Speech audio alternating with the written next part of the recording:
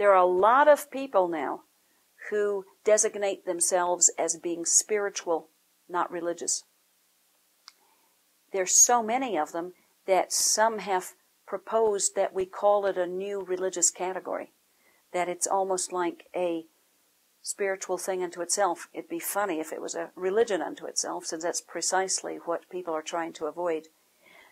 So, what do most people mean when they say, I feel like I'm spiritual, but I'm not religious? My understanding from talking to hundreds of people is that they are not relating to what the religious institutions, the religions as organized religions are doing. It's not working for them. And yet they have inside them an awe of whatever they call it, the higher power of God, of the universe, of the creative energy. They sense there is definitely something that is greater than them. They sense that it is a force for good, that there is a positive there, and they want to relate to that, and they do relate to it. And they often relate to it in nature, or they relate to it in meditation or in prayer.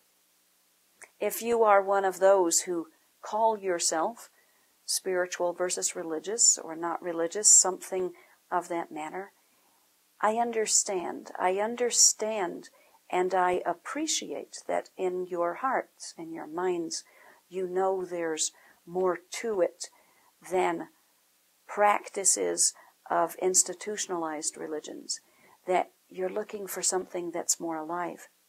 What I want to say to you is that I hope you will take it beyond just a good feeling, or that you will go beyond having some sense of a positive energy that there is, or some sense of the divine.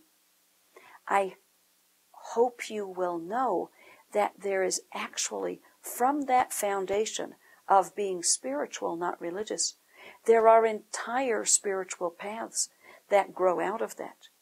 We call that mysticism.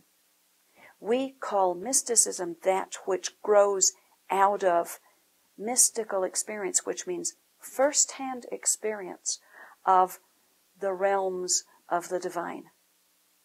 So it would be quite sad if you stop with just a general sense of appreciating angels, or a general sense of feeling inspired in nature.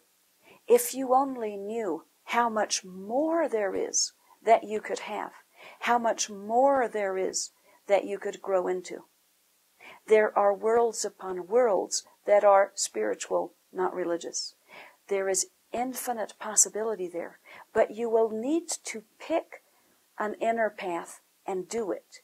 Doing a little of everything makes you go nowhere. Imagine a crossroads, and on the crossroads you take a little of this road and a little of that and a little of that and a little of this.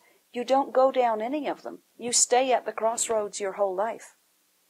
So my recommendation is that you find a spiritual path that resonates in you, that feels right to you, and that you give yourself to it and do whatever it is you can to grow and go as far as you can spiritually in this life, that you can experience much more than what you do now, and that you will begin to be blessed with a life that is truly, deeply, fully spiritual, not religious.